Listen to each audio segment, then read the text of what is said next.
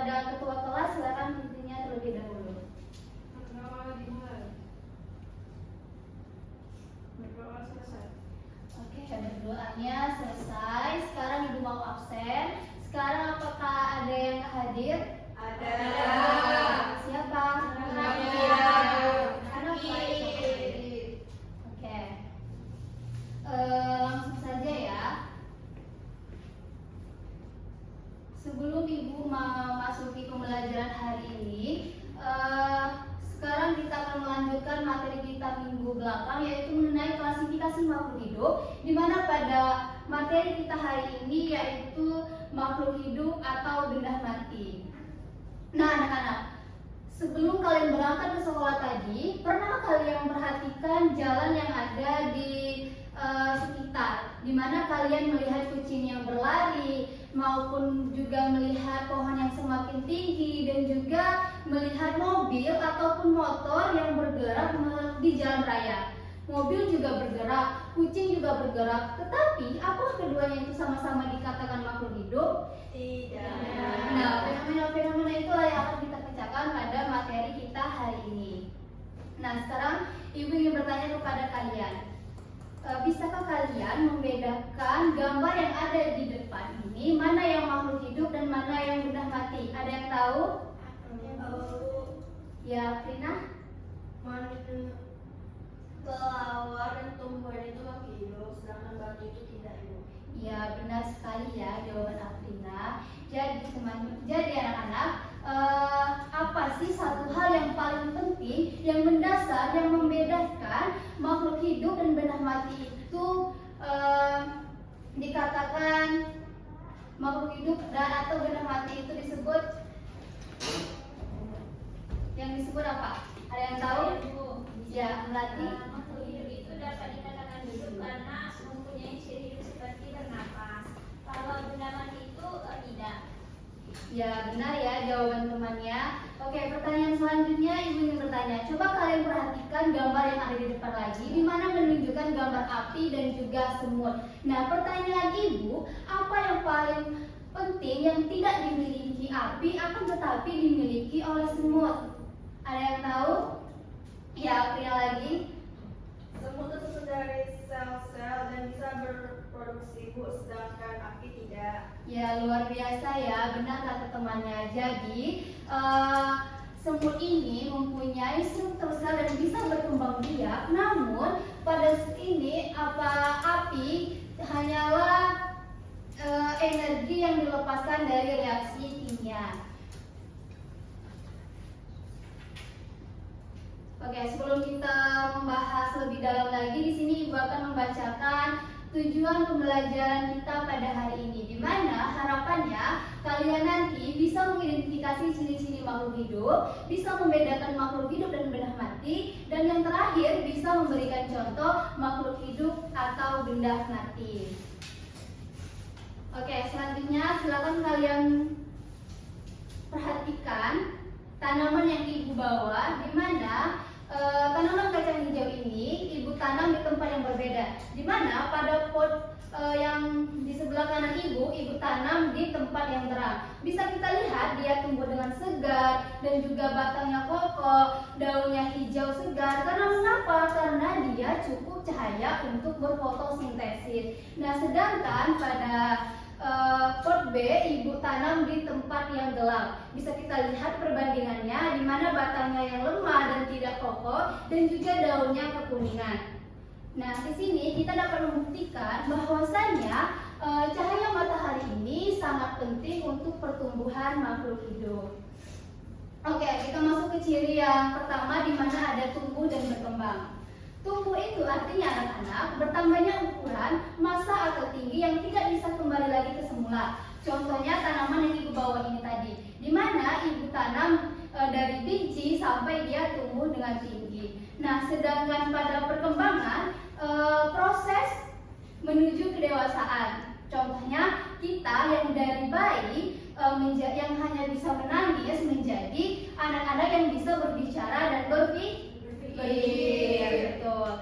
Nah, lanjut ke ciri selanjutnya, yaitu makhluk hidup memiliki kemampuan untuk bereproduksi. Nah, anak-anak, makhluk hidup itu tetap harus memiliki keturunan. Tujuannya untuk apa? Ya, tujuannya untuk jenisnya tidak punah. Nah, ada dua cara, yaitu ada secara generatif, yaitu kawin, dan juga vegetatif, tidak kawin.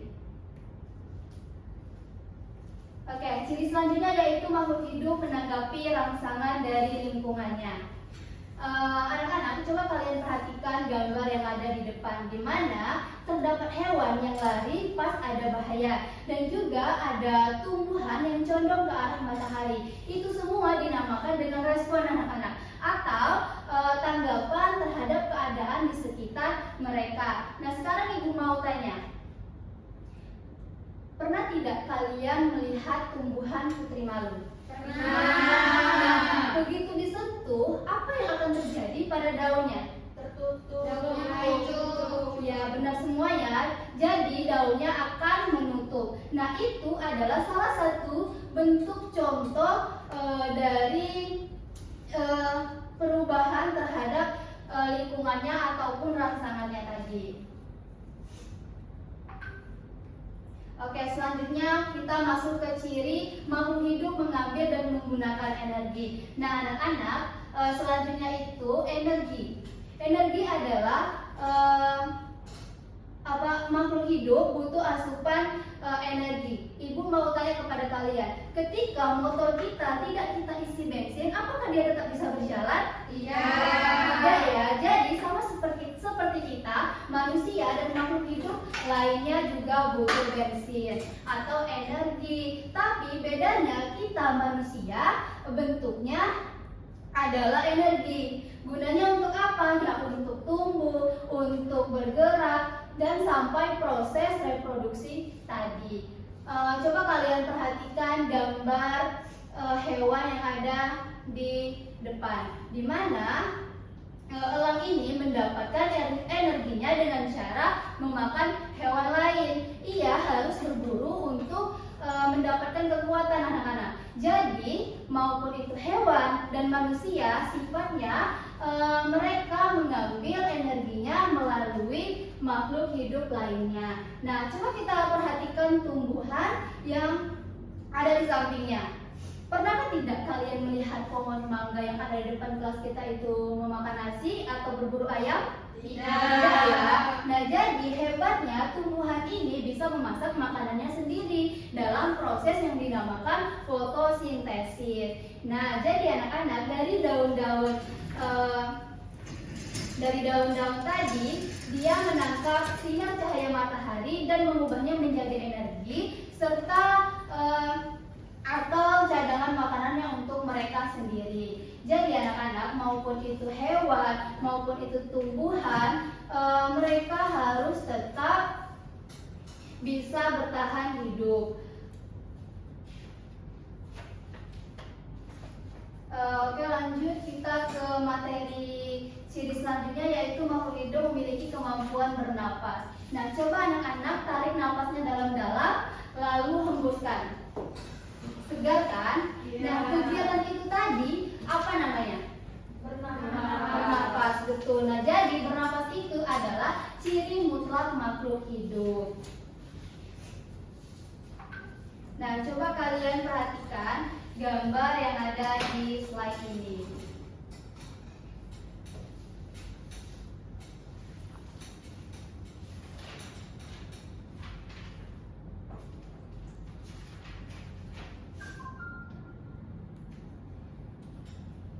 Nah, jadi kita manusia dapat menghirup oksigen untuk membakar sari-sari makanan yang menjadi energi anak-anak.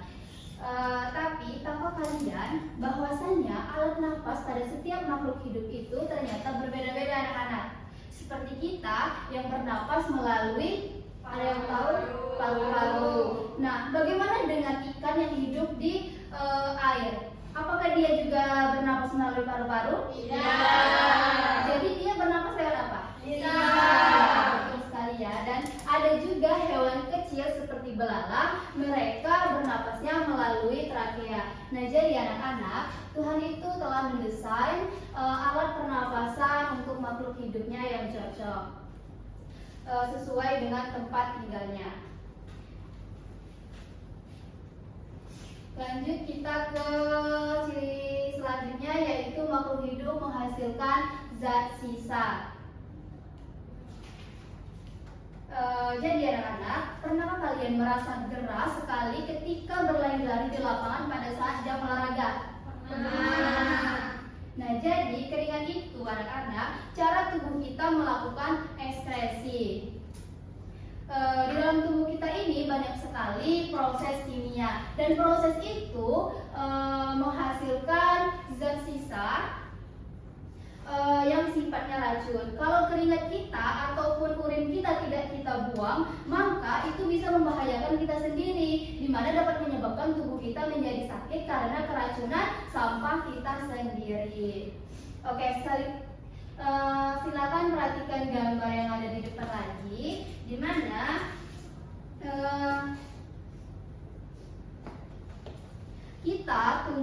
kita manusia mengeluarkan keringat, begitu juga dengan hewan. Tetapi bagaimana dengan tumbuhan? Apakah pohon yang ada di depan kelas kita itu juga mengeluarkan keringat? Tidak ya, jadi tumbuhan itu tidak mengeluarkan keringat. Meskipun tumbuhan tidak mengeluarkan keringat seperti kita manusia, mereka harus tetap membuang sisa makanannya melalui gas menjadi energi. Gas melalui lubang stomata yang terdapat pada daun tadi.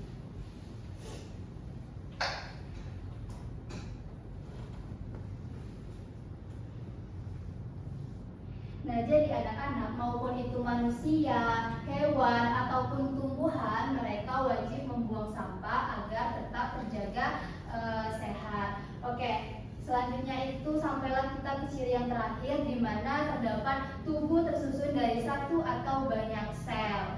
Oke, sebelumnya ibu mau tanya, pernah kalian melihat bangunan rumah ataupun gedung? Pernah. Nah, jadi ketika kita bongkar rumah itu menjadi bagian terkecil, terdiri dari susunan apa? Batu bata. Ya, benar ya, batu bata. Sama seperti kita, makhluk hidup juga punya batu bata penyusunan sendiri yang disebut dengan sel. Sel adalah unit terkecil penyusun tubuh makhluk hidup.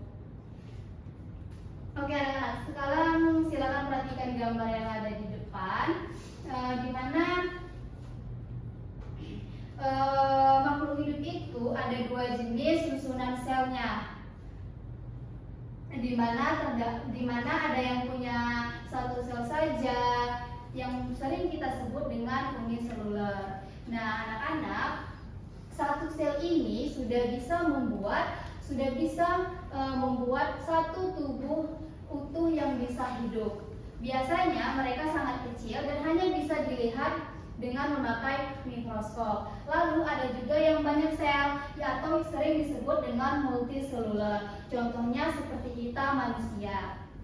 Nah, jadi anak-anak, kita manusia tersusun dari jutaan bahkan miliaran sel yang bekerja sama untuk membentuk tubuh yang sempurna. Oke, jadi anak-anak, meskipun api tadi bisa bergerak dan juga mobil itu butuh bensin, mereka tidak bisa dikatakan dengan makhluk hidup. Karena mengapa? Karena dia tidak ada susunan sel seperti ini tadi. Paham ya sampai di sini? Paham. Oke, setelah mendengarkan materi dari ibu tadi, di sini ibu ingin bertanya kembali kepada kalian.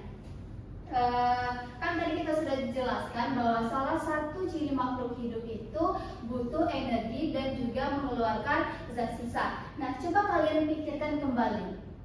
Mobil atau motor tadi kan butuh bensin sebagai energinya dan juga mengeluarkan asap dari knalpotnya sebagai sisa pembakaran. Nah, pertanyaan ibu, kalau mobil punya energi dan juga bisa ekskresi asap, kenapa dia tetap dikatakan benda mati? Ada yang tahu? Ya Bu, Ya, Dika silakan. karena mobil itu tidak bisa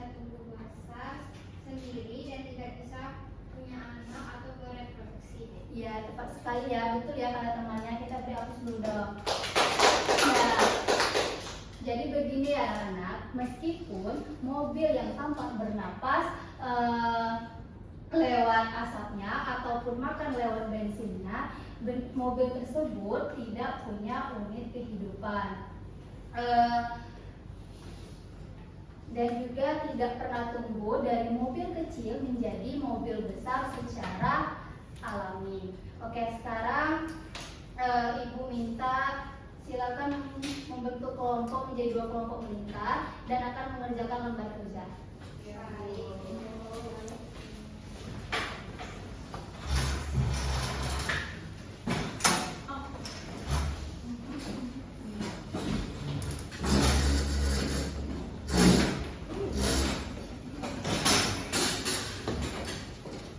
Sudah mengisi kelompoknya masing-masing? Kelompok 1 sudah, Bu.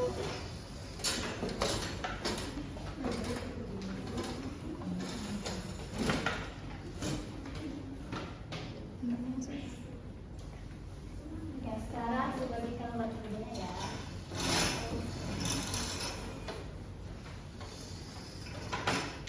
Nah, kegiatannya silakan kalian buka lembar kerjanya. Di mana kegiatan 1 itu kalian akan mengamati tumbuhan kacang hijau tadi, dan juga kegiatan 2 kalian berdiskusi kepada kelompok kalian lagi. Untuk kelompok 1 silakan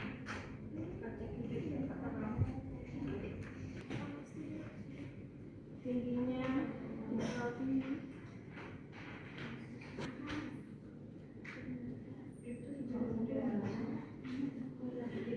Jawaban seperti ini. ya, jadi kesimpulan terus kalau termasuk itu kenapa sih ada yang dibingungkan? Untuk kelompok 1 jika sudah melakukan kegiatan 1, lupa namanya silakan lempar ke kelompok 2 ya. Sudah. Jawab sebuah ciri-cirinya dan penjelasan cirinya, Bu. Dijelaskan saja. Misalnya kan dan silakan sudah dijelaskan kan. Biasanya dia tidak membantu aku. Lemah. Panjang.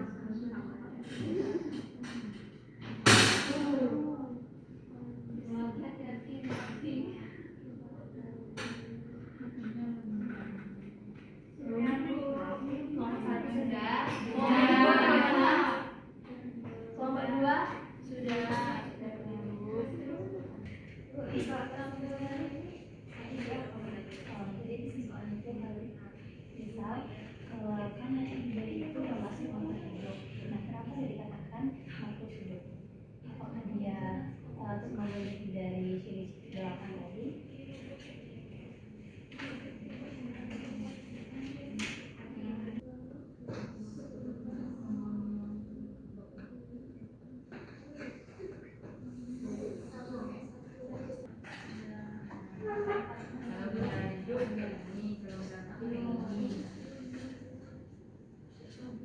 Mau maju kelompok 1.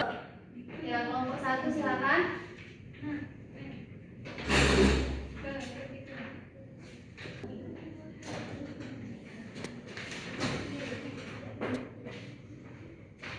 Baik, saya perwakilan kelompok 1 akan mempresentasikan kegiatan 1. Pengambilnya hijau, daunnya hijau tua, tidak terlalu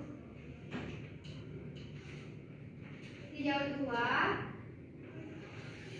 kokoh, batangnya kokoh,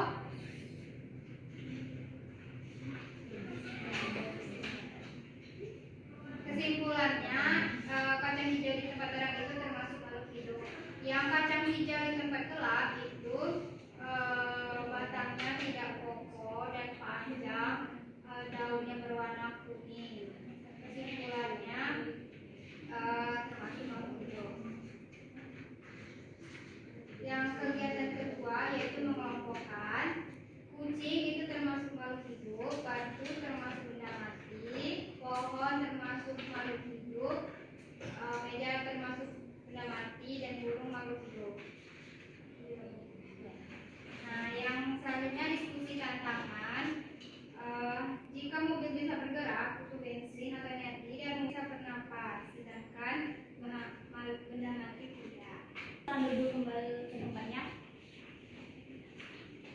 Beri aku dulu dong untuk kelompok 1.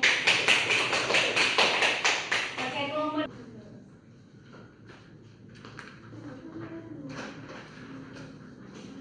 Baik, saya akan membacakan hasil diskusi dari kelompok kami. Yang pertama itu tanaman yang diamati yang terlihat kacang hijau yang di tempat terang itu daunnya hijau, batangnya tinggi sedang dan kuat. Selanjutnya kacang hijau di tempat gelap itu daunnya kuning, batangnya memanjang, kemudian batangnya itu kayak lemah kayak gitu. Selanjutnya untuk kegiatan 2, gambar nomor 1 yaitu kucing termasuk makhluk hidup, yang kedua batu itu termasuk benda mati. Selanjutnya yang ketiga itu pohon termasuk makhluk hidup, meja termasuk benda mati, dan burung itu termasuk makhluk hidup. Baik, untuk kesimpulannya makhluk hidup itu bisa bernapas, bereproduksi, berkembang biak, dan benda mati itu tidak bisa. Ya, kasih aku dulu dong untuk kelompok 2. Jadi benar ya, jawaban kalian sudah benar semua dan sangat jelas. Ibu sangat puas melihat keaktifan kalian dan juga bisa membedakan dan mengidentifikasi mana yang hidup dan mana yang mati.